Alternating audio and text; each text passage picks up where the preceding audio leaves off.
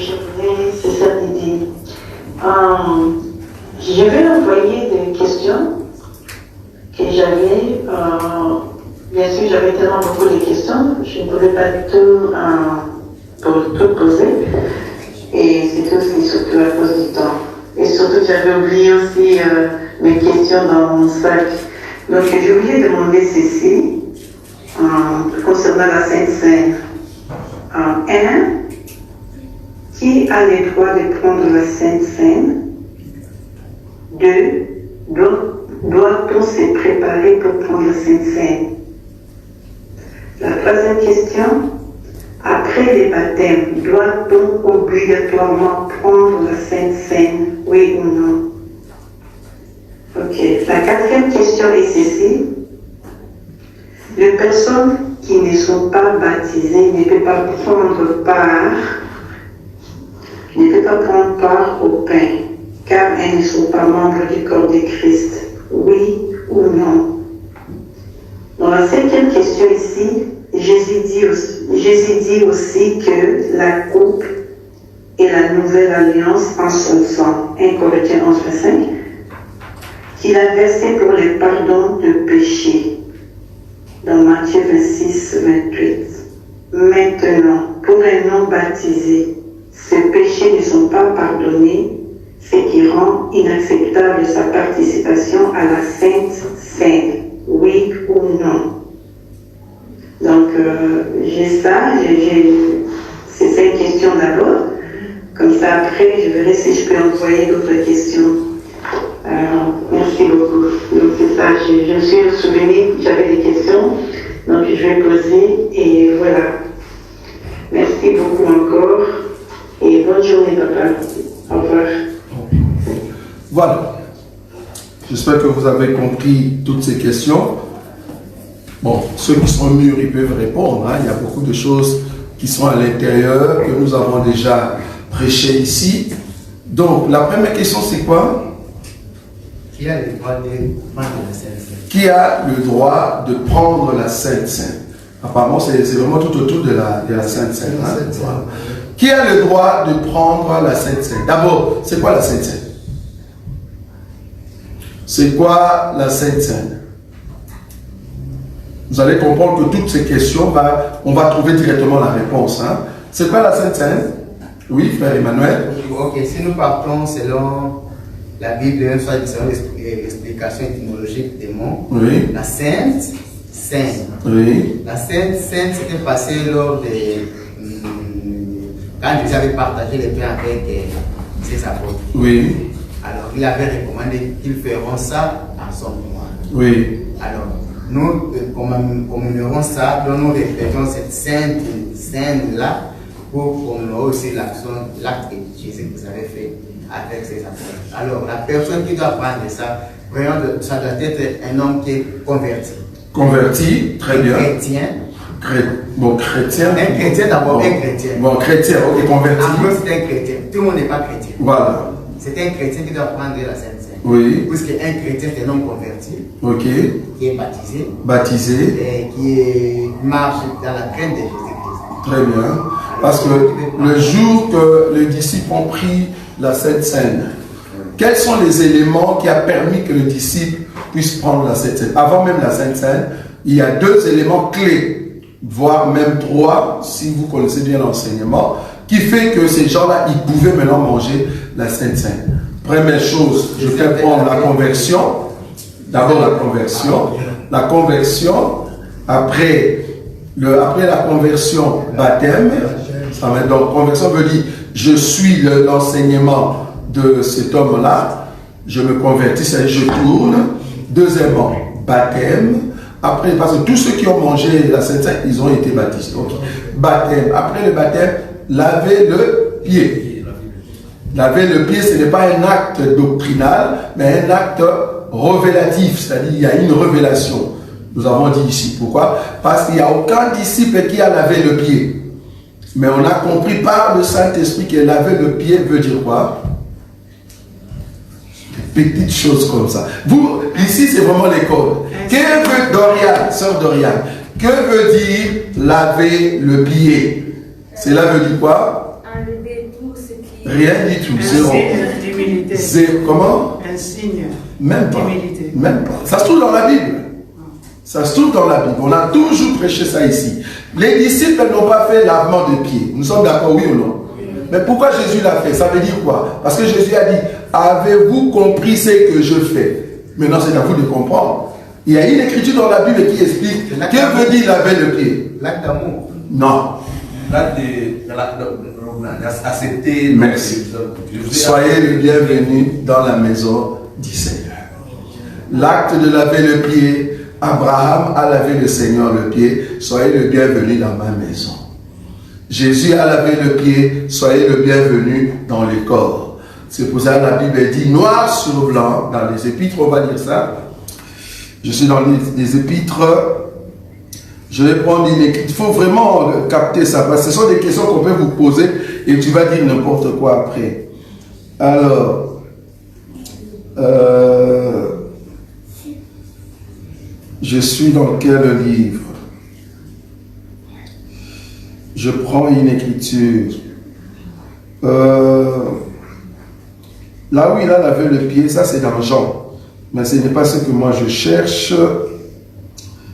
Je vais prendre une écriture dans les épîtres. Hein. Moi, je cherche plutôt dans les épîtres. Voilà. 1 Timothée chapitre 5. 1 Timothée chapitre 5. Le verset 9. 1 Timothée chapitre 5, le verset 9, il est dit ceci. Qu'une veuve, pour être inscrite sur le rôle, n'aie pas moins de 60 ans. Ça, c'est la doctrine, hein, ça vous savez. Hein. Ce n'est pas la révélation. Hein. La veuve que nous, on peut recevoir ici, tu ne peux pas avoir moins de 60 ans. Ça, c'est la doctrine. C'est-à-dire, pour qu'on te reconnaisse veuve au milieu de nous, il y a des critères. Ce n'est pas parce que ton mari n'est plus dans ce monde et que nous, on te reçoit directement comme étant veuve reconnue à l'église. Parce que vous savez que selon la doctrine, une veuve, c'est l'église qui va prendre en charge tout ce qu'elle a. Ça, vous savez, non? Voilà. Ok, très bien. Donc, n'aie pas moins de 60 ans, qu'elle ait été femme d'un seul mari. Ce sont des critères pour être veuve. Si la veuve avait 2 ou 3 maris pour qu'elle devienne veuve après, non, on ne l'accepte pas. Si tu as été veuve d'un seul mari et que tu as plus de 60 ans, c'est à l'église de te prendre en charge. Ça va? Ok. Maintenant le verset 10. Qu'elle soit recommandable par de bonnes œuvres, ayant élevé des enfants, exercer quoi? L'hospitalité. Ça veut dire laver les pieds de saints. Vous avez vu ça? C'est quoi hospitalité? Le terme hospitalité, ça veut dire quoi? Comment? Accueillir. Ça va? L'hospitalité veut dire accueillir les gens chez soi. Ok? Donc, ici, comment on dit? Laver le pied veut dire accueillir. Il faut regarder un peu ces enfants-là, parce que là, ils nous dérangent tellement. Donc, hospitalité, c'est-à-dire accueillir le peuple chez soi. Très important, ça va? Donc, du coup, laver le pied veut dire accueillir. Donc, Jésus, quand il a lavé le pied du disciple, cela veut dire il nous a reçus dans sa maison. Ok. Tu es baptisé, donc tu es converti, baptisé, le Seigneur t'a reçu à la maison, alors tu peux manger la Sainte Seine. Ok? Là, du coup, ça répond à toutes presque les questions que notre sœur a posées. Ça va? Qui doit manger la Sainte Seine? On a répondu. Donc, il faut que tu sois vraiment quelqu'un que le Seigneur a amené dans sa maison. Ce n'est pas un païen, c'est vraiment quelqu'un qui est dans la maison, qui est converti et qui est baptisé. Ok? Deuxième question. Deuxième question, doit-on se préparer pour prendre la Sainte Seine? Quand on dit la préparation, c'est-à-dire, c'est pas qu'il faut demander les pardons comme à l'église catholique. Non. Parce que la sœur veut voir, est-ce qu'il faut se préparer pour prendre? Non. Ici, il faut d'abord expliquer c'est quoi la Sainte Seine dans la révélation. La Sainte Seine dans la révélation, comme vous le savez, c'est ce que nous faisons chaque dimanche. C'est-à-dire la parole de Dieu. Nous parlons de la part du Seigneur. Nous présentons le pain et les sang, et vous, le peuple, vous mangez. Nous sommes d'accord? Oui. Quelle est la bouche spirituelle de tout peuple? L'oreille. On est d'accord. Ce sont des petites choses comme ça. Ça va? C'est l'oreille. Donc, le peuple mange par l'oreille et le ministre donne par la bouche. On est d'accord. Donc, du coup, nous mangeons par l'oreille quand nous écoutons l'évangile, la parole. C'est ça, manger la Sainte Seine dans la révélation. Chaque dimanche. Ok? Est-ce que vous vous préparez pour venir les dimanches où vous venez comme le Seigneur vous a gardé toute la semaine? Vous venez tel que vous êtes, étant chrétien. Donc la préparation ici, c'est de quitter la vie paganisée pour être chrétien. Là, tu es préparé. Donc toute personne qui est en Christ Jésus, tu es déjà préparé. Donc la préparation ici, dans les cadres de l'église, comment dire, l'église catholique, non. Non. C'est-à-dire, les jours de la Sainte, c'est tout le monde, Seigneur, pardonne mes péchés. Non. Nous ici, quand nous disons la Sainte Seine, c'est vraiment un acte doctrinal que nous mettons pour, n'est-ce pas, manger ensemble avec des bien-aimés. Et d'ailleurs, je nous informe que le 28 septembre, ici, nous aurons aussi la Sainte Seine. Ça va? Nous aurons notre Sainte Seine, ça sera dans les cadres festivals, je vous avais déjà dit. Nous aurons notre Sainte Seine quand les bien-aimés des États-Unis seront avec nous. Donc, nous aurons d'abord la Sainte Seine au niveau de la France, ça sera le 21, et nous ici, ça sera le 28. Ça va? Voilà. Oui? Donc, ça veut dire que, par exemple, si, parle un peu. par exemple, si le 21, je serai à Paris, je prends la Sainte Seine, je peux le reprendre. Tu peux le prendre comme tu veux. Partout où tu as l'occasion, tu peux le faire. C'est pas quelque chose de dire, si tu as pris une fois par mois, c'est fini. Non? Tu peux le manger comme tu veux. Même le même jour, on a terminé ici, on vient chez toi à la maison. Si Dieu nous permet de faire la Sainte Seine, on le fait. Ça va? Donc la Sainte Seine, c'est juste une organisation doctrinale. Tu comprends? Voilà. Ça va? Oui? Une petite question. Moi, je voulais savoir pourquoi Christ a résolu souhaiter la bienvenue aux disciples alors qu'ils étaient déjà en lui. Non, pourquoi ils n'étaient pas. Oui, ils étaient déjà. Non. Ils avaient déjà reçu l'enseignement. Oui, mais ils n'étaient pas. Parce que pour que tu viennes dans ma maison, il faut que je t'ouvre d'abord la porte. La porte est ouverte quand le Seigneur a lavé les pieds. Il a dit, il a parlé avec eux. Donc là, il les amène à la maison. Je ne sais pas si tu vois. C'est comme si je te prenais à l'arrêt, je commence à parler de moi. On parle, c'est normal. Je t'enseigne qui je suis, tout ça. Et je t'amène jusque devant ma maison. J'ouvre maintenant ma porte et tu entres. Dès que tu entres, maintenant je te présente ma maison avec tout ce qui est. Là maintenant c'est par le Saint-Esprit. C'est-à-dire après la Sainte Seine, il faut que la personne reçoive le Saint-Esprit. Tu comprends? Il faut que la personne reçoive le Saint-Esprit. Donc là, ils n'étaient pas encore parce qu'ils étaient encore au fait convertis. Maintenant qu'ils sont venus dans la maison, donc il y a des éléments avant vraiment d'arriver jusqu'au Saint-Esprit. Il faut que tu entres d'abord dans la maison et là tu reçois maintenant le Saint-Esprit. Ça va? Oui? David? Oui? Ma question par rapport à qui allait droit. Oui. Parce que moi je trouve que c'est aussi un aspect qu'on peut aussi en parler par rapport au fait que Judas il était aussi parmi les disciples. Oui. Parce que si on dit qu'un homme il doit être chrétien converti, Judas en fait il était parmi aussi ses critères, mais après ce qui s'est passé, est-ce qu'il avait vraiment droit? Très bien. Parce que ici la Sainte Seine c'est un acte doctrinal. Judas était baptisé, oui ou non? Mais c'est un acte, ça reste encore un acte doctrinal. Bien qu'il a reçu le baptême, mais le baptême de la révélation, il n'a pas reçu. C'est quoi le baptême de la révélation? Mourir et ressusciter en Christ. Ben lui, il est mort, est-ce qu'il est ressuscité en Christ? Non. Mais dans l'eau, il a fait. Un acte doctrinal, il a fait, oui. Mais l'acte dans la révélation, non, parce que le véritable, c'est dans la révélation. Mais cela n'exclut pas l'acte doctrinal. Bien, parce que nous tous ici, nous sommes baptisés. Mais est-ce que nous serons réellement baptisés dans la révélation? C'est-à-dire, nous sommes morts quant au péché. Est-ce que nous sommes vraiment ressuscités? On le verra quand nous allons mourir. Qui va être ressuscité? Parce que si tu n'es pas ressuscité, donc ton baptême est nul. Parce que nous croyons que celui qui a pris les baptêmes, vouloir ou pas, tu dois obligatoirement ressusciter. Ça va? Oui. Oui, ok, docteur. Si je comprends aussi bien par rapport à la question de la sœur, Judas avait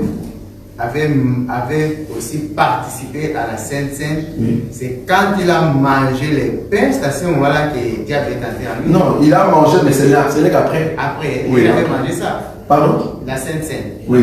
Il avait participé aussi. Oui, il a participé, c'est ce que je dis. Ça reste un acte doctrinal. Et dans un acte doctrinal, il n'y a pas d'impact.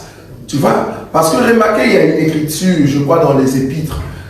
C'est pourquoi il y a beaucoup d'entre vous ont des infirmités. Parce qu'ils n'ont pas discerné les pains et le vin. Tu vois? Là, on parle d'un acte doctrinal. Judas n'a pas discerné. Et voilà, l'ennemi est entré. Mais du moins, l'acte doctrinal, il l'a fait. Mais cela ne lui a pas amené au ciel. Donc, Judas a fait l'acte doctrinal, oui. Mais ce n'est pas l'acte doctrinal qui t'amène au ciel, oui. Mais par rapport à la question de la sœur, quand on s'est préparé au... Ah, ok. Bon, ici, la sœur, c'est dit dans les cadres de comme l'Église catholique. C'est-à-dire, est-ce que je dois vraiment me préparer à la maison? C'est-à-dire, aujourd'hui, c'est Sainte-Seine, c'est là-bas que je commence à faire confession. Tu vois un peu? C'est dans ce sens-là que la sœur est. Mais nous, étant chrétiens, est-ce que doit-on préparer? C'est préparer. Non. Et si tu es chrétien, ben je viens à l'église normalement. Voilà, oui. Donc, par rapport à la parole que vous venez de dire là, il y a parmi les infirmités. Oui. C'est suite à quoi? On peut lire. On peut lire? Oui. Voilà. Donc, je suis dans cette écriture. Alors.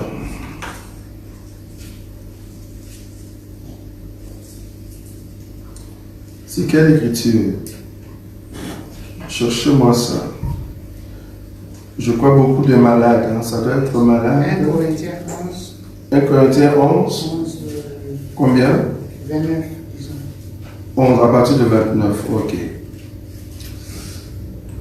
Voilà. Le verset 28. Voilà. Que chacun donc se prouve soi-même et qu'ainsi il mange du pain et boive de la coupe. Je commence à partir de 27. C'est pourquoi celui qui mangera les pains ou boira la coupe du Seigneur indignement. Tu le vois? Oui. Qui peut manger le pain indignement? Un chrétien ou un païen? C'est un païen. Quand tu dis indignement, ce n'est pas parce que tu avais menti là-bas et puis tu dis, ah, j'ai menti donc je ne peux pas manger le pain. Ce n'est pas ce que nous disons ici. Pourquoi? Qui peut répondre? Quand tu mens là-bas, ok? Tu te rappelles que tu avais menti. Qu'est-ce qui se passe dans ta vie, dans ton esprit? La repentance. Tu n'es pas comme un païen. Tu ne vis pas dans les mensonges. C'est la repentance. En fait, le sang qui est en toi, tu pardonnes, tu purifies déjà. Parce que tu as le sang à l'intérieur. Ne dis pas, hey, j'avais menti là-bas. Ok, comme j'avais menti là-bas, je ne mange pas le pain. Non, là tu te comportes comme un païen. Toi, tu n'es pas un menteur. Tu n'es pas un menteur. Le menteur, ce sont des païens. Bon, ici, moi, je suis dans l'absolu. Là, parce que si on se laisse entre le maître du frère Emmanuel, il va dire, bon, c'est vrai, tu as raison, mais il y a quand même des menteurs. Bon, là, ce n'est plus l'absolu. Moi, je prêche ici l'absolu de la parole. C'est-à-dire, quand on me dit, c'est un chrétien, moi, je les considère chrétiens. Je ne dis pas, il faut vérifier sa vie. Non, moi, je ne dis pas ça. Je verrai les actes, le fruit, c'est là-bas que je juge. Mais si on me dit c'est un chrétien, c'est un chrétien. Donc, la réunion des chrétiens, et s'il y a Sainte-Seine, en tout cas, la préparation, c'est quoi? Parce que nous sommes déjà préparés, parce que nous avons déjà des sangs. Mais nous ne sommes pas indignes. Je ne sais pas si tu vois les termes. Oui. Est-ce que tu lis d'abord ou pas? Oui, non, pas, docteur. Nous sommes toujours par rapport aux questions que la sœur avait posées. Oui. Par rapport à sa première question, Qui doit manger? Oui, nous avons dit, celui qui s'est converti, qui est passé par le baptême, que le Seigneur Jésus a fait entrer à la maison, c'est déjà un élément. Et après, tu manges la Sainte Seine, mais le Saint-Esprit, vouloir ou pas, viendra dans ta vie. Donc les païens ne mangent pas la Sainte Seine? Non. Alors, si les païens ne mangent pas la Sainte Seine, qui sont frappés par les infirmités? Les infirmités, au fait, parce qu'au milieu de l'église, comme toi-même tu l'as dit, moi je suis dans, comment on dit, dans l'absolu, mais supposons qu'il y a un frère au milieu de nous, mais qui se nomme frère. Mais ce n'est pas un frère, mais c'est le frère qui se nomme en fait. Mais il n'est pas notre frère, tu comprends? Tu vois l'écriture là où il dit, eh bien, s'il y a parmi vous celui qui se nomme frère, mais qui vit dans l'impudicité. Voilà, ce sont ces gens-là. Tu as mangé indignement. Tu comprends là où ça dit, tu n'as jamais été chrétien et tu ne le seras pas. Bon, nous maintenant, dans la chair, on voit les actes, mais Dieu sait que tu es Judas au milieu de nous. Tu comprends? En réalité, Judas a mangé indignement. C'est pour cela qu'il y a une conséquence. Tu comprends maintenant? Donc, s'il y a des Judas au milieu de nous, nous dans la doctrine étant Pierre, on dit, ah, Judas aussi peut manger. Mais Jésus, il voit que Judas ne pouvait pas normalement manger. Comme tu as mangé indignement, qu'est-ce qu'il a dit? Regarde l'écriture, il est dit, c'est pourquoi celui qui mangera le pain ou boira la coupe du Seigneur indignement sera comment? Coupable. Remarquez que Judas est coupable, mais Pierre aussi avait nié. Oui, mais Pierre, quand il a nié, qu'est-ce qui est arrivé? Oui. Pierre a nié après l'acte de la Sainte Seine. Oui, il a raison. Il a raison. Oui, bon, ce qui est vrai, bon, je comprends là où tu es. Il a nié, mais Jésus étant omniscient, il sait que Pierre va mentir. D'ailleurs, la preuve, il dit à qui ça? À Pierre, il dit Satan t'avait réclamé. C'était quand? Ok, mais Judas, oui. Judas, vous avez dit que non. Elle me dit, c'est au moment quand il avait mangé. Quand il a mis le pain, non, quand il a mis le pain, le Seigneur, parce que comme il est avec le Seigneur, le diable ne peut pas. Il faut que le Seigneur le lâche. Quand le Seigneur te lâche, c'est là-bas que le diable arrive. Il était avec le Seigneur, il a mangé. Maintenant, Jésus dit, c'est que tu as à faire, fais-le promptement. Ça veut dire, je te lâche. Dès que Jésus a dit ça, paf, le diable est entré. Oui. La parole a été prononcée quand Judas était venu avec les soldats. Quelle parole? Quelle parole? C'est que tu es venu faire. Non. C'était pendant la Sainte Seine. Pendant la Sainte Seine. Non, c'était pas pendant la Sainte Seine. Regarde, ne souffre pour rien. Ne souffre pas. Tu as ta Bible. C'est où? Même, mais c'est à toi de vérifier. Tu souffres pour rien. C'est pendant la Sainte Seine. C'est que tu as à faire, fais-le promptement. C'était à la table. Après avoir mangé. Regarde là-bas, ne souffre pas. Tu as la Bible. C'est pour cela qu'il y a beaucoup de chrétiens qui souffrent avec des pasteurs. Pourquoi? Vous ne vérifiez pas. Vous avez la Bible, vérifiez. Il faut toujours vérifier la Bible. C'est ça les chrétiens des Béry. Vérifier. Voilà. Parce qu'un pasteur peut dire quelque chose. Non. Vérifie si c'est ça, si c'est vrai. Donc, cherchez-moi cette écriture. Là où Jésus a dit, c'est que tu as à faire, fais-le promptement. Si tu tapes déjà le terme promptement, tu le vois. Promptement. Vous l'avez trouvé? Sœur Doriane, lecteur de la Bible. Promptement. Vous ne l'avez pas trouvé. Aïe. Bon, moi je vais le trouver promptement alors. Voilà. C'est où?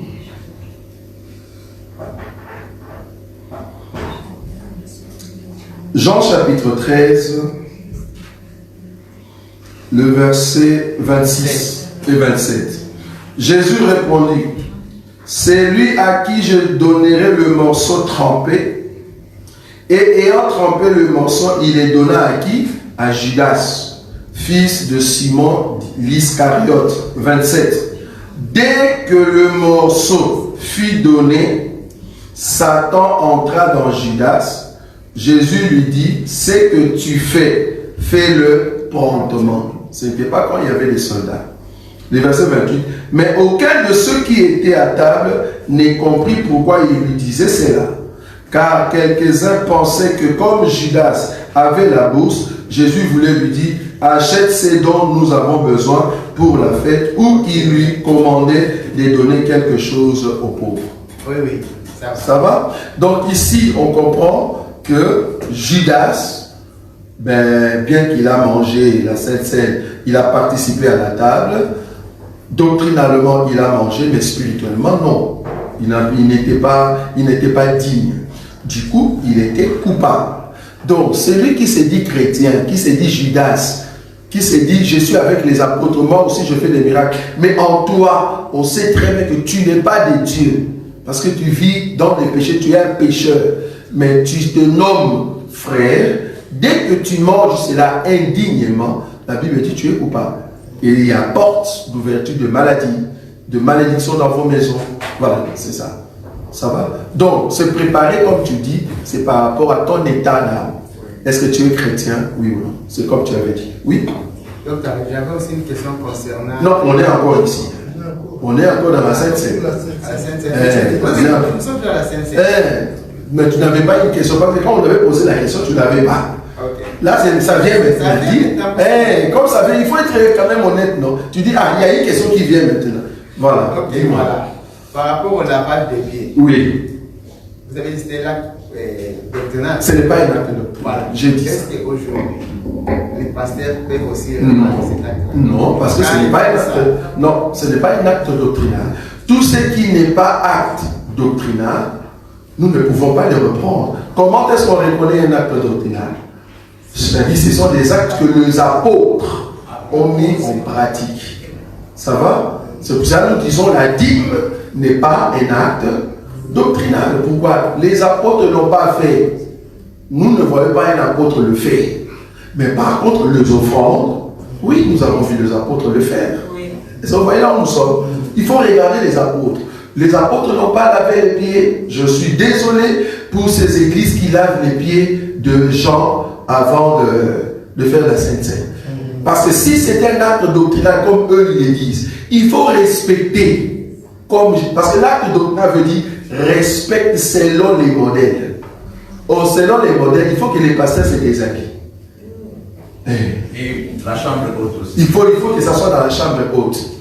Parce qu'il y a une signification dans la révélation, mais dans la doctrinale, si vous voulez garder ça, il faut que ça soit dans la chambre haute, ça c'est un. Il faut que les pasteurs se déshabillent, ça c'est 2. Il faut que ça soit dans un bassin, ça c'est 3. Il ne faut pas qu'il y ait des femmes.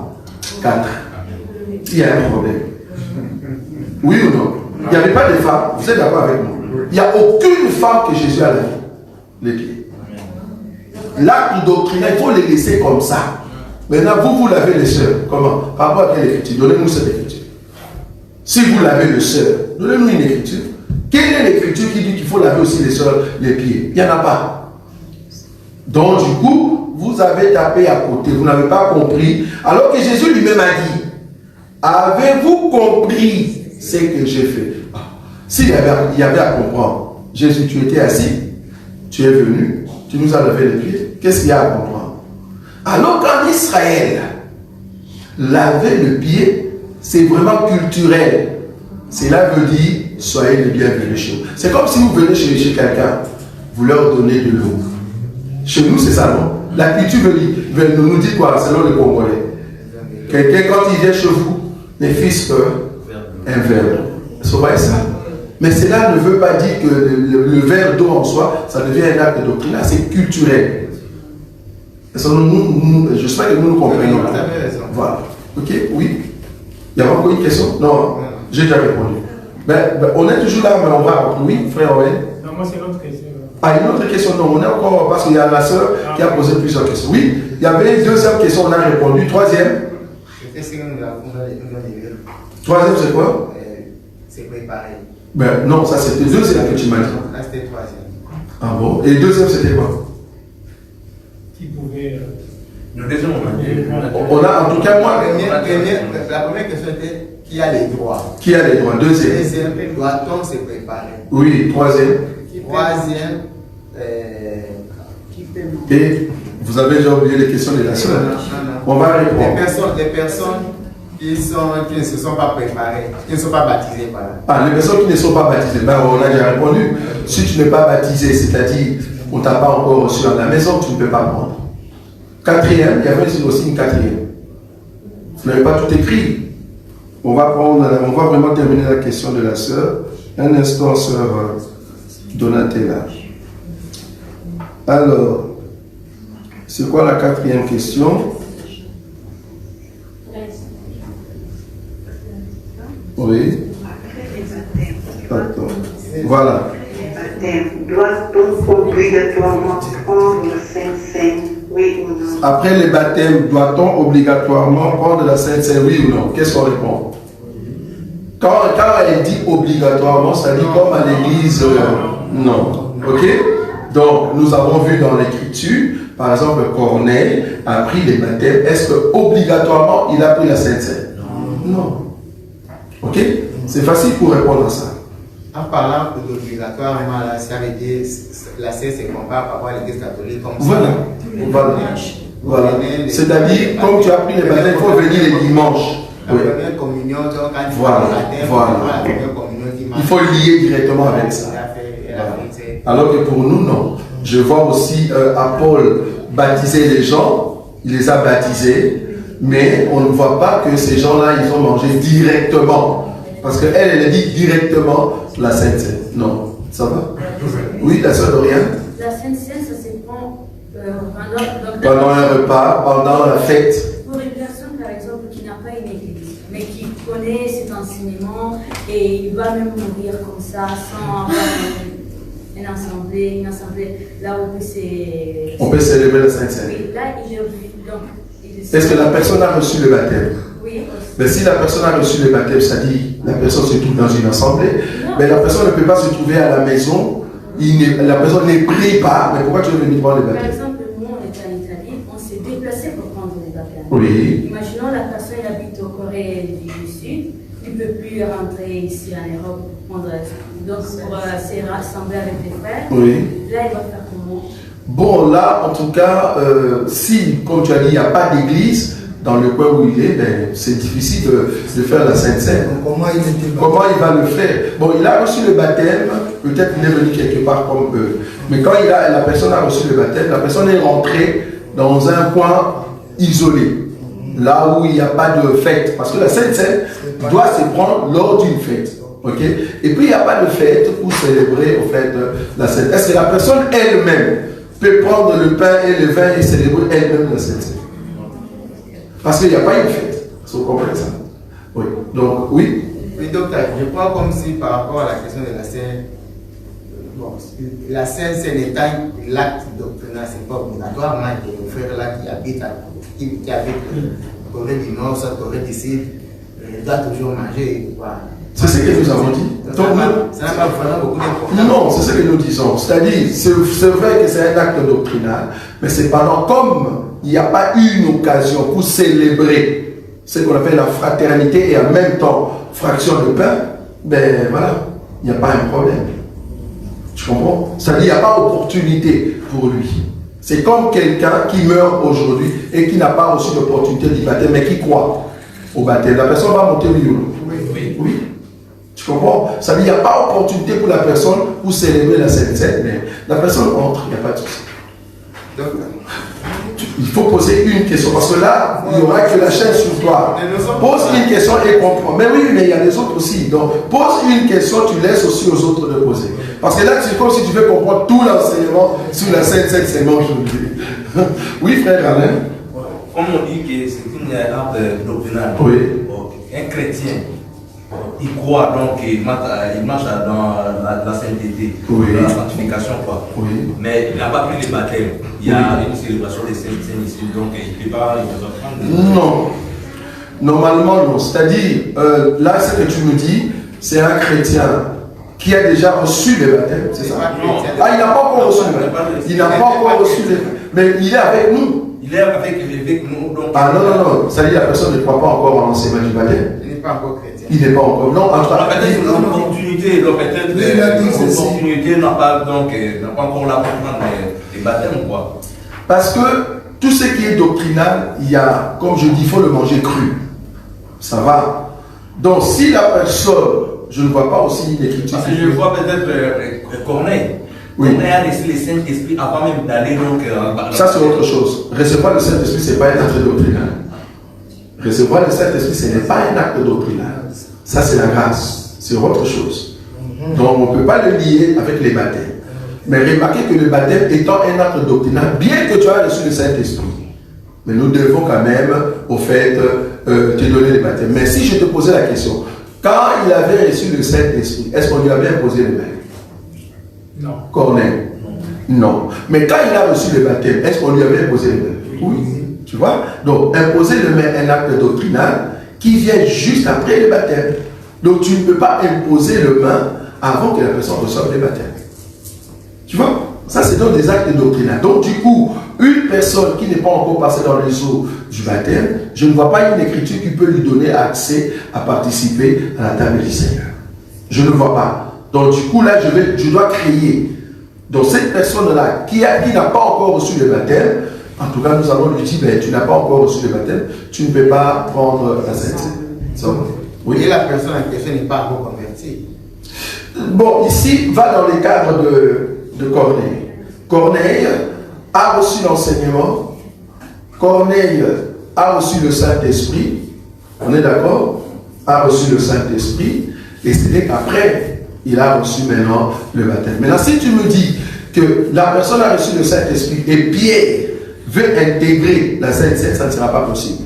Il faut que Pierre respecte la doctrine, c'est-à-dire après que la personne ait reçu le Saint-Esprit, il va passer par les baptême après la Sainte Seine. Donc la personne peut être convertie, mais peut-être l'occasion de la Sainte Seine n'est pas encore là. Maintenant là, mais comme tu l'as dit, si on remarque que tu as le Saint-Esprit, qu'est-ce qu'on attend pour te donner le baptême? On te donne directement le baptême, c'est ce que Pierre a fait. Donc la conversion, parce que sinon tu vas lier la conversion égale à recevoir le baptême. Non. La conversion, c'est vraiment l'acte qui se passe à l'intérieur. Une personne qui croit à l'enseignement et qui vient. Ça va? Ne lis pas la conversion égale baptême. Non. Or, Corneille était déjà converti, bien qu'il n'a pas encore reçu le baptême. Le baptême vient comme un acte doctrinal après. Mais le Saint-Esprit, la conversion, c'est quoi? Tu reçois l'enseignement, il a reçu le Saint-Esprit. Pierre a prêché, Corneille a reçu, et puis le Saint-Esprit est venu. Il était déjà converti. Bien qu'il n'a pas encore reçu le baptême. Ça va? Donc, oui. Moi, je suis toujours par rapport au frère Alain. Oui. Ce qu'il vient de dire, un chrétien converti, oui, qui vit dans la sainteté, dans la sanctification. Très bien. C'est-à-dire mettre la parole de Dieu en pratique. Oui. Mais qui n'ont pas eu l'occasion, de l'opportunité de se faire baptiser. Oui. Mais il s'est trouvé devant la Sainte Seine. Il ne peut pas. Il peut pas. Non, c'est ça. C'est ton avis. Il ne peut pas. Ça, je voulais savoir. Il ne peut pas. Pourquoi? Parce que si il est converti, c'est-à-dire il a le Saint-Esprit. Oui. Il a le Saint-Esprit. Oui, qu'est-ce qui a empêché quand il a reçu le Saint-Esprit d'aller se faire baptiser? Donc là, il faut que la personne cherche à tout prix d'aller prendre le baptême.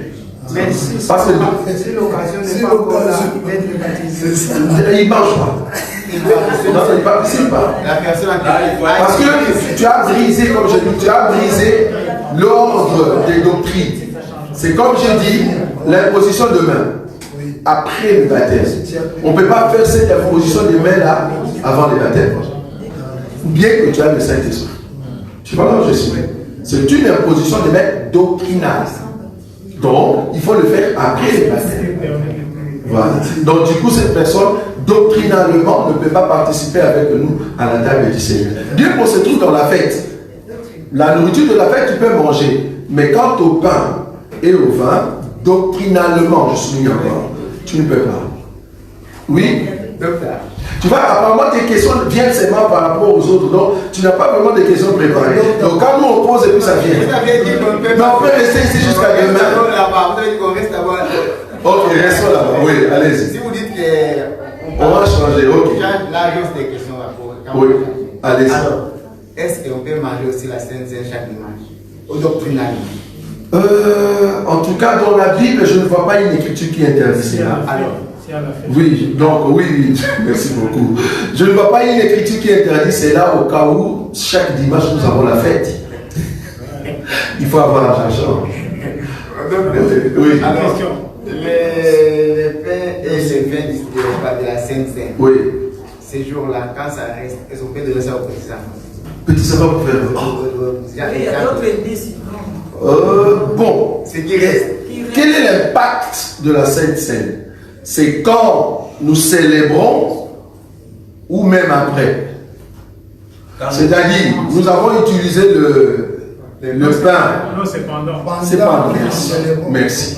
C'est les pendants. Pourquoi nous disons ça? Les mêmes pains que Jésus a utilisés, c'est les mêmes pains qu'il mangeait avant. Amen. Les mêmes vins qu'il buvait, c'est les mêmes pains qu'il buvait avant. C'est-à-dire, le pain et le vin, c'est pas ça le problème, c'est l'acte pendant ces temps-là. Dès que c'est fini, les pains deviennent normaux. Donc, je peux donner aux enfants, ils peuvent prendre du lait et du thé à la maison avec, il n'y a pas de souci. Si seulement ils sauront manger cela, parce que c'est sans le vin. C'est pas goût. Dans la bouche, c'est bizarre. Je ne sais pas si tu as déjà goûté ça. Dans la bouche, tu ne sauras pas le manger. Mais par contre, le vin reste le vin. Donc, ce n'est pas un péché de boire le vin après la Sainte Seine s'il y a une fête? Non. Qui t'a dit que c'est un péché? Oui. Moi, je voudrais savoir surtout l'utilité maintenant de la Sainte Seine. Ça veut dire, est-ce que ça produit quelque chose spirituellement? Oui, c'est ce que nous avons lu tout à l'heure. C'était dans quelle écriture? Là où on a parlé de... non. 1 Corinthiens, combien? 11. Donc là, à partir du verset 28, 25, 26, tu descends. Là, c'est Paul qui dit qu'il y a des gens, ils n'ont pas compris la valeur de ces actes-là pendant ces moments-là et ils l'ont mangé indignement. Ils l'ont mangé indignement. Et qu'est-ce qui se passe? Ils ont eu des problèmes de maladie. Infirmité. Moi, je veux dire, à part ces gens-là, c'est lui qui le prend dignement. Indignement. Est-ce que ça produit quelque chose spirituellement dans la personne? Normalement, oui, parce que c'est comme le baptême. Donc, ça amène le salut. Parce que tu crois à cette doctrine. C'est comme le baptême. L'eau, c'est l'eau salée. Il y a la plage, les gens qui se lavent avec la même eau, je peux dire ça. Mais quel est l'impact que toi, tu as dans cette eau-là quand tu rentres? C'est ce que tu crois. Tu vois, la foi que tu as dans cet acte-là, ça augmente quelque chose en toi. Oui. Moi j'ai une question. On peut aller en dehors de la Sainte Seine? Non, la sœur n'a pas encore terminé toutes ces choses. Mais tout à l'heure, on va déjà en parler vite. Non, mais ça peut rentrer quand même. Oui. Après, quand il y aura les milléniums, oui. Donc c'est Jésus qui va arriver. Est-ce que l'enseignement qu'on a aujourd'hui, on va toujours mettre en pratique? C'est-à-dire... Pendant les milléniums? Oui, pendant la Ok, très bien.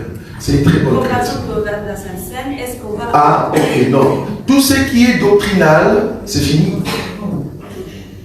Doctrine, c'est quoi? Doctrine, tout ce qui est doctrinal, c'est au fait les choses qu'on doit mettre en pratique maintenant, étant dans cette chair.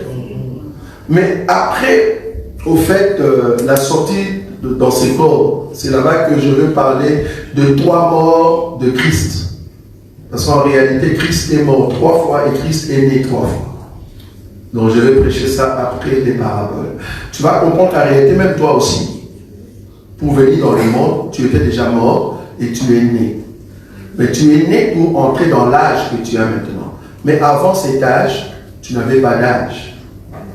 Il faut que Dieu puisse te jeter pour que tu entres dans les temps. Or, dans les temps, tu as fait 80 ans, 85 ans. Là, il y a une doctrine à respecter, conduite. Mais après ces temps-là, la conduite que tu avais ici, là, non, ça ne continue plus. Là-bas, ce qui continue, c'est la loi de Dieu. Donc, ça reste. Donc, mais moi, je parle plutôt, pas pour nous, en fait, ceux qui seront enlevés, mais ceux qui vont rester, donc ceux qui auront la chair pour les 144 000. Non, il n'y aura plus besoin de baptême, parce qu'ils sont déjà reçus. Oui, ça, non, en fait, c'est quoi la question? C'est, est-ce que, pas le baptême, mais en fait, la parole de Dieu, la doctrine, est-ce que ça, ils vont quand même le pratiquer aussi pour les ministres? Bien sûr, même nous aussi, mais tout ce qui est doctrinal, c'est ce que j'ai dit. Nous allons pratiquer la parole de Dieu, mais tout ce qui est doctrinal, Sainte Seine, baptême, on n'aura plus besoin. Parce que tous ces gens-là sont déjà passés dans le baptême. Maintenant, est-ce qu'il y aura encore d'autres personnes qu'il faut baptiser? Pour faire quoi? Pour exprimer quoi? Il n'y a plus mourir en Christ et ressusciter, il n'y en a plus. On est déjà là dans l'éternité, on entre déjà. Donc, pendant les milléniums, tout ce qui est de principes doctrinaux, non, on ne va plus le mettre. Donc, on n'a plus besoin de cela. Parce que nous sommes déjà dans les temps de l'éternité.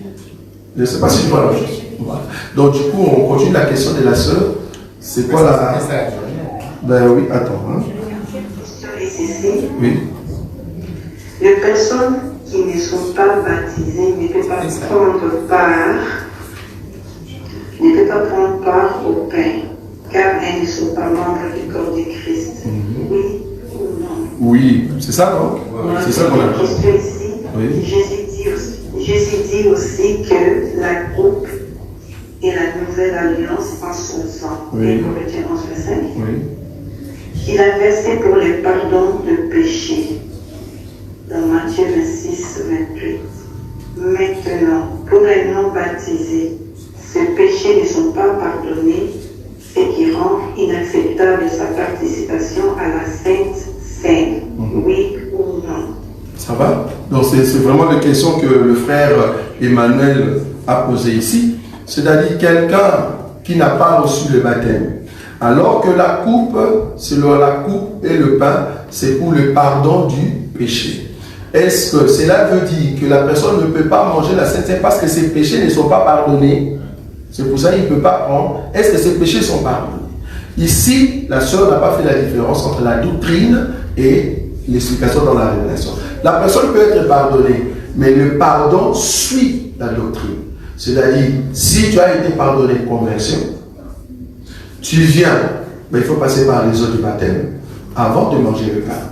Ça va? Donc normalement, si la sœur comprend la classification des choses, toutes ces questions déjà trouvent sa réponse. Donc ici, la question de la sœur est de savoir, est-ce qu'une personne qui n'a pas reçu le baptême, mais qui croit, c'est ce qu'on a dit tout à l'heure, qui croit déjà mais qui n'a pas reçu le baptême, est-ce qu'il ne peut pas manger parce que selon l'écriture, les pains et les vins, c'est au pardon du péché? Est-ce que cela veut dire que ces péchés ne sont pas encore pardonnés, c'est pour cela qu'il ne peut pas manger? Non, c'est pas ce que nous disons ici. Donc nous, ce que nous disons est que la personne n'a pas respecté ce qu'on appelle le processus doctrinal. Or, le processus doctrinal veut que la personne qui a fait la conversion doit passer par les baptêmes, on t'invite à la maison, alors tu peux maintenant manger le pain. Oui. Moi, c'est l'autre question. Oui. Ah, bah, là, c'était la dernière question. Voilà, oui. Moi, alors, c'est dans Proverbe 5, de 7 à 9.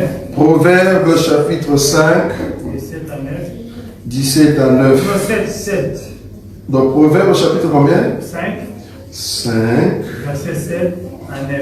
7 à 9, oui, vas-y. En fait, on parle donc de la femme étrangère. Oui. Alors, à partir du 17, il dit: et maintenant, mes fils, écoutez-moi, et ne vous écartez pas des paroles de ma bouche. Oui. Éloigne-toi du chemin qui conduit chez elle, et ne t'approche pas de la porte de sa maison. Très bien. De peur que tu ne livres ta vigueur à d'autres et tes années à un homme cruel. Donc maintenant, ma question, en fait, la vigueur et les années qu'on doit livrer à un homme cruel, c'est... Ok. D'abord, ici, on a déjà prêché sur ces jeunes hommes. Oui ou non? Est-ce que nous avons déjà prêché sur ces jeunes hommes dans la révélation? Pas parce que le frère, sa question ici, c'est dans la lettre. Ça va? C'est dans la lettre. Mais dans la révélation, nous avons déjà expliqué cet homme, non? C'était seulement de l'homme qui a été... Mais ça, non. Je répète, quand je vais lire, vous allez comprendre qu'on a déjà prêché ça. Alors,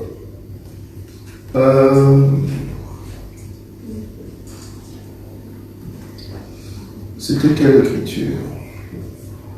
La femme, ça c'est la femme étrangère, hein? Oui, c'est la femme étrangère. Ok.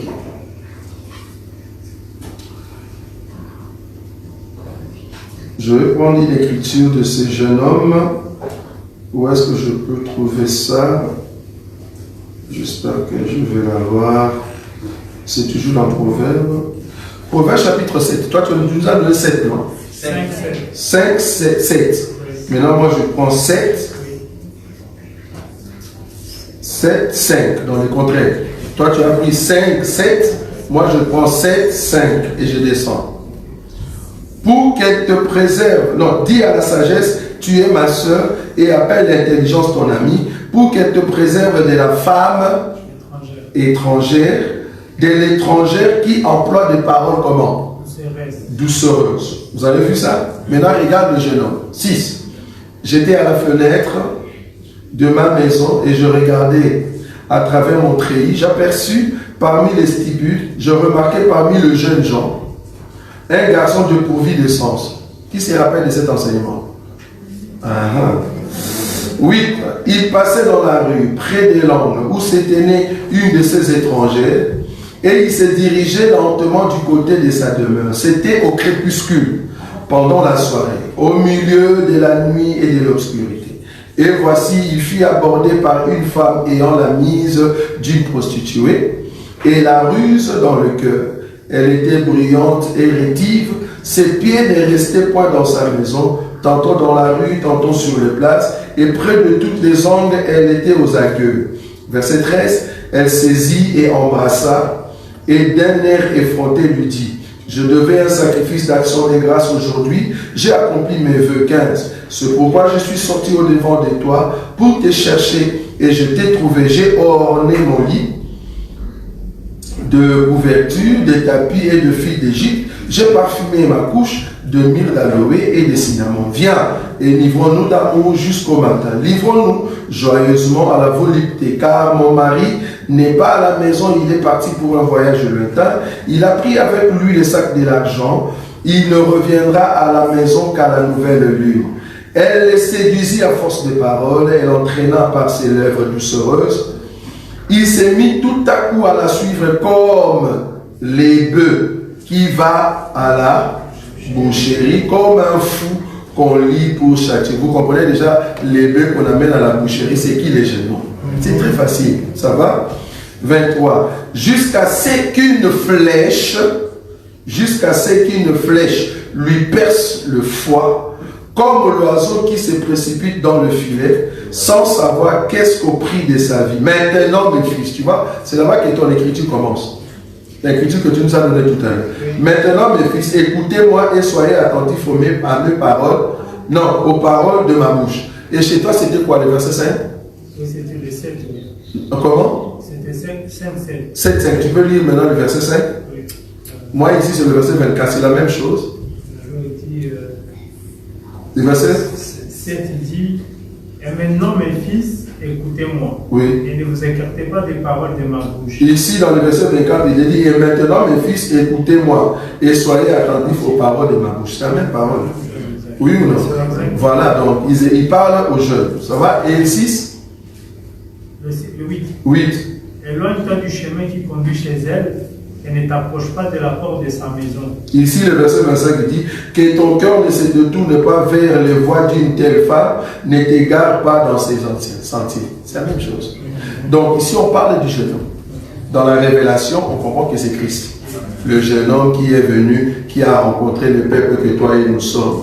Pourquoi il est venu le soir? Parce que la journée, c'est l'homme Psaume chapitre 19, verset 6. La journée, il était dans sa maison, dans la maison de sa femme. Mais la femme n'a pas bien préparé, la femme n'a pas reçu son mari, et le mari est parti se promener le soir.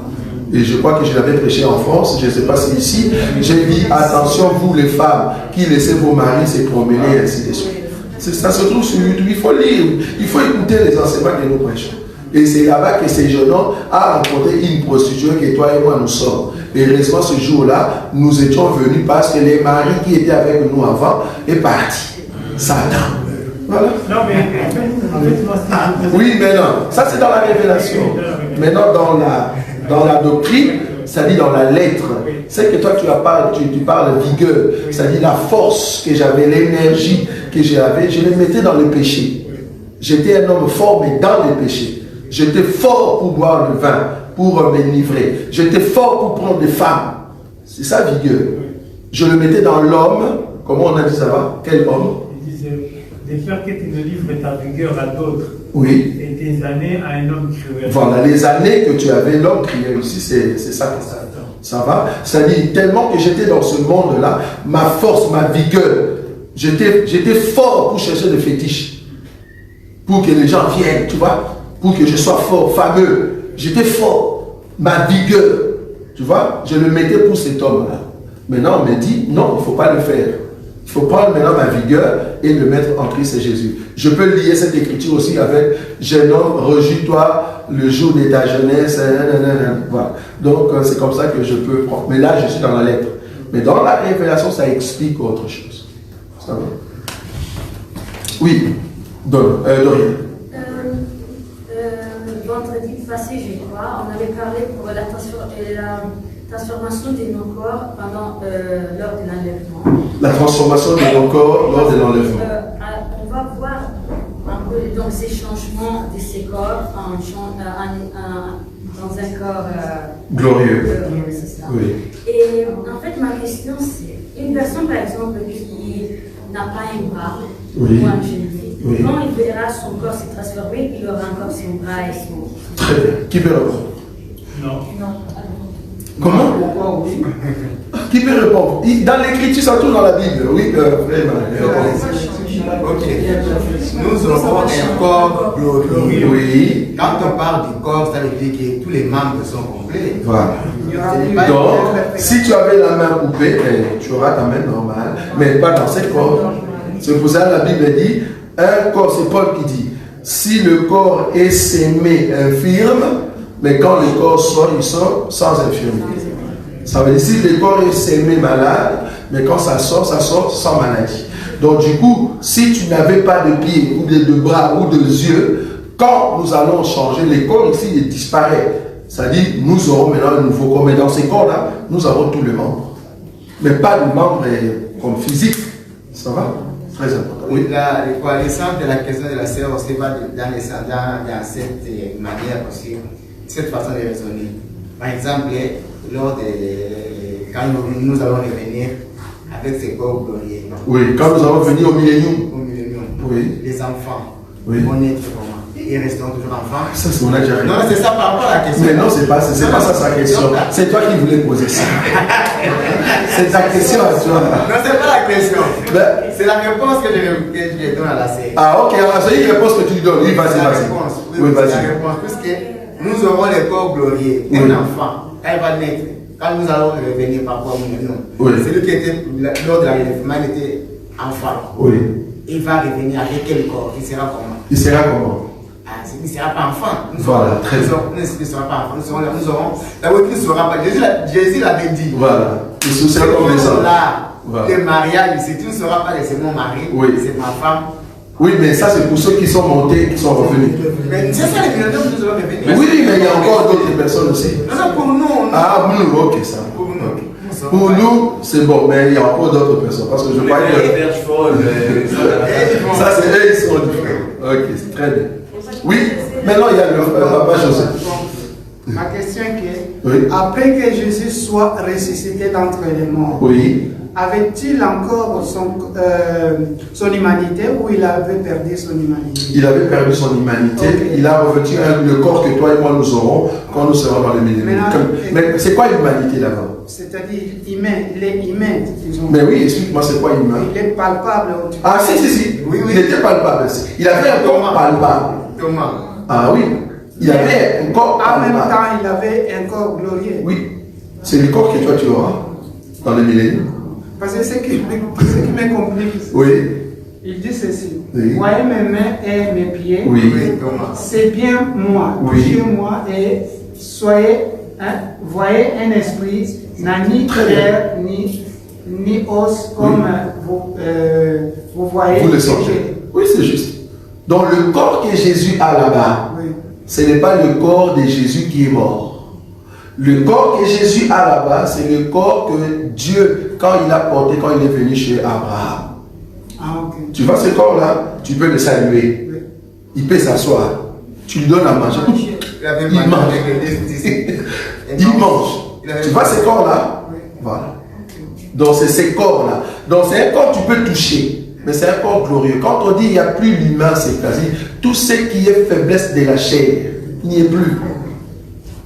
Ce corps-là, tu peux manger une nourriture qui remplit cette maison, mais ça entre là, mais ça disparaît. Tu ne peux pas aller aux toilettes. Parce que la faiblesse de l'homme, c'est aller aux toilettes. Mais non, ce corps-là n'a pas besoin de toilettes. Ce corps-là n'a pas faim, en fait. Non, on ne sent pas la faim. Donc il mange pour vous prouver que je peux, mais il n'a pas faim. C'est un corps glorieux. Ok. Oui. J'ai une question par rapport au fait que nous, comme on est ici, on est bientôt Jésus va revenir. Oui. C'est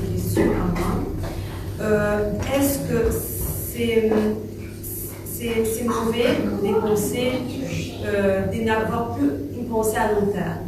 C'est-à-dire, nous, étant que jeunes, par exemple, vous êtes des adultes, c'est différent, mais nous, étant que des jeunes, projets. Voilà, des projets de ne plus faire à long terme. Si. Pourquoi pas? Oui, mais bon, nous savons que Jésus est à la porte. Et donc. Donc, n'avoir plus de projets, c'est-à-dire à long terme, donc on se projette seulement peut-être à 1 an, 2 ans, mais on ne donne plus en fait l'essence d'un espoir. Non, bien sûr. Normalement, même nous, parce que tu dis nous sommes de vieux, mais nous avons aussi des projets. Donc nous avons des projets à long terme, mais je me prépare comme si Jésus venait dans 2 minutes. Donc tu te prépares spirituellement comme si Jésus venait dans 2 minutes, mais je travaille, je bosse comme si Jésus viendra dans 1000 ans. Donc je dois travailler, avoir mes projets, acheter des maisons, voilà. Il faut travailler dur. Mais tu ne sais pas quand est-ce que Jésus viendra, mais spirituellement tu te prépares comme s'il vient dans 2 minutes. Donc il faut avoir des projets. Mais il nous reste 2 minutes. Oui, ça fait déjà 2000 ans que Jésus est avec vous. Alors, si tu fais comme ça, tu risques pas de te marier. Très bien. Donc, tu vas revenir, tu vas me marier. Très bien. Tu vas avoir les enfants, puis tu vas revenir. Tu vas manger. Voilà. Tu vas étudier. C'est ça. Parce qu'ils viennent. Sinon, tu seras à cette église sectaire. Hein? On dit comment? Sectaire, non? Église secte qui se sont enfermés, soit disant que Jésus arrive. Ils ont abandonné leur maison. Ah, montons sur la montagne, Jésus arrive. Depuis qu'ils sont restés là-bas, ils sont morts là-bas, les maisons sont parties. Tu vois, là, ils n'avaient pas de projet. Ça? Oui. Donc, par rapport à la question de la scène, oui. Comme la parole déclare que cherchez premièrement le royaume des cieux et sa justice, oui. Le reste nous sera donné par-dessus. Oui. Donc, pendant que vous prêchez ces choses, ça veut dire que tout ce qu'on peut avoir tout, mais c'est vanité, vanité de vanité. On ne va pas mettre nos cœurs là-bas sur le bien. Il faut toujours penser plutôt le royaume des cieux. Très bien. Très bien. Ben, regardez-leur quand vous posez des questions. Il est 20h. Hein? Donc, voilà. Donc, on va prendre 2 dernières questions et puis on termine. Oui, la sœur Doriane. Comment? Ok, alors, ma question, c'est oui. J'ai partagé avec une fille. Oui. Elle m'a dit qu'elle ne se dit pas de croyance chrétienne, oui. mais elle est évangélique. Et pour, par exemple, les pentecôtistes. Oui, pentecôtisme. Oui. Et donc, dans ce cas-là, moi, je lui ai dit qu'il n'y a pas. Donc, il y a seulement une écriture qui confirme notre dénomination des chrétiens. Voilà. Mais dans son cas, elle a dit que non. Le Seigneur nous a dit d'aller évangéliser la bonne nouvelle. C'est pour ça qu'elle s'appelle évangélique. Comment on peut défendre c'est cette position-là. La façon de lui dire qu'elle a tort et de lui présenter que l'évangélisme veut dire aux païens, dire à nos frères qui sont dans le monde de venir à l'église. Mais quand ils viennent à l'église, on ne fait plus d'évangélisme. Ceux qui sont là-bas, quand ils viennent, on ne l'évangélise pas. Il faut les enseigner. Donc du coup, la sœur a tort. Parce que si elle pense que nous sommes évangéliques, non. C'est ça que nous regrettons pour ceux qui disent ministère évangélique. C'est comme si vous allez rester que des évangélistes. En d'autres termes, vous prêchez des païens. Tu ne peux pas prêcher ici. Un évangéliste, si tu viens ici, qu'est-ce que tu viens faire? Pour dire quoi? Tu vas en fait te révéler juste les sensations évangéliques. Mais l'enseignement. Donc tu ne vas plus prêcher. Donc nous ne sommes pas des évangéliques. Moins encore des protestants. J'aime pas ce mot. Nous ne sommes pas des... Vous protestez contre qui? On ne proteste pas. Nous ne sommes pas des protestants. Nous ne sommes pas des évangéliques. Moins encore des pentecôtistes. On est pentecôtiste par rapport à quoi? Donc s'il n'y a pas de pentecôtisme, c'est fini. Quoi. Ça ne va pas. Je suis chrétien. Alors un chrétien, c'est celui qui met en pratique les paroles de Christ. C'est tout. Alors mets en pratique, on va voir. Que tu sois pentecôtiste, que tu sois combat spirituel. Ça, ce sont des dénominations. Ce sont, nous disons, nous sommes des chrétiens, des frères et sœurs en Christ. C'est tout. Il n'y a pas de pentecôtisme, évangélique, protestant, non, presbytérien, si c'est quoi là? Presbytérienne, je ne sais pas. Donc tout ça, normalement, aujourd'hui, nous ne pouvons pas confesser cela. Parce que là, cela montre des directions. Alors que nous n'avons pas besoin de ces directions-là. Nous tous, nous devons être modèles à Christ. C'est tout. Vous voyez? Donc, une personne qui se dit évangélique, c'est-à-dire tu prêches seulement des païens, et ici à la maison, qui va nous enseigner. Donc, un pasteur ne peut pas dire pasteur évangélique. C'est vraiment taper à côté. Ça va? Oui, dernière question. Ok, donc c'est une question qui cadre du point de vue historique. Je voudrais savoir où sont partis les 10 tribus d'Israël. Les 10 tribus d'Israël. Les 12. 10. Pourquoi 10? Parce qu'en réalité, puisque lors de la déportation, c'est de Samarie qui était parti. Oui. C'est Judas et Benjamin qui étaient restés. Oui. Alors, où sont les 10 là? Les 10 là, là où ils sont partis, il y a aussi Judas aussi qui est parti. Parce qu'il y a eu 2 déportations. La déportation d'Israël et la déportation de Judas. Ça va? La déportation d'Israël qui est partie, je crois, je sais te trouver là où eux ils se trouvaient, et la déportation aussi de Judas. Mais là où les 2 étaient partis, il y a eu des prophètes qui sont sortis là-bas, du genre Néhémie et Esdras. Et c'est comme ça que les 2 sont rentrés en Israël. Ils ont trouvé qu'il y avait d'autres peuples en Israël. C'est comme ça que les 2 se sont mis ensemble et c'est là-bas que Judas s'est levé pour faire de tout Israël maintenant comme de juifs. Tu vois? C'est-à-dire le 10 et les 2, là on le mélange comme dit royaume d'Israël, mais on les appelle des juifs. Maintenant, ceux qui ne se conforment pas selon le judaïsme, c'est là-bas qu'on les classe comme de samaritains. C'est-à-dire comme en quelque chose, le peuple est mélangé. Donc, si tu veux chercher les 10 aujourd'hui en Israël, tu ne le trouveras pas. Parce que les 10 sont confus maintenant à l'intérieur de Juda. C'est pour ça qu'on les appelle tous les Juifs. C'est-à-dire ceux qui sont soumis à la loi judaïque. Tu comprends? Donc, les 10 sont maintenant fusionnés avec les 2 par rapport à la loi de Moïse. C'est là-bas qu'on les reconnaît comme étant des Juifs. Mais cependant, il y a quand même un peuple qui se sont mélangés. Et eux, ils gardent encore la position, enfin, au temps de Jésus, hein, ils gardaient encore la position des Samaritains. Or, les Samaritains, par rapport aux Juifs, les Juifs pensaient que les Samaritains sont de païens. Mais alors que ce sont les peuples d'Israël. Mais comme il y avait déjà d'autres peuples étrangers dans les territoires et que ceux qui étaient venus de la déportation se sont mélangés avec ces peuples, alors que le Juif, le Judas, a conservé sa valeur de la loi de Moïse, quand ils sont revenus, il a imposé cette loi. Ceux qui étaient pour cette loi-là sont restés comme des Juifs et il y avait d'un côté la Samarie, c'est-à-dire les Samaritains. Normalement, les Samaritains, c'est là-bas que tu peux voir les 10, normalement. Mais ils étaient déjà fusionnés. Oui. Si ils ne considéraient pas ceux du Nord, quand Jésus-Christ est venu, la femme là avait dit, la femme samaritaine a dit que nous étions israélites. Oui, samaritaine. Oui. Mais la Samarie, c'est Israël. La Samarie, c'est Israël. C'est la ville d'Israël.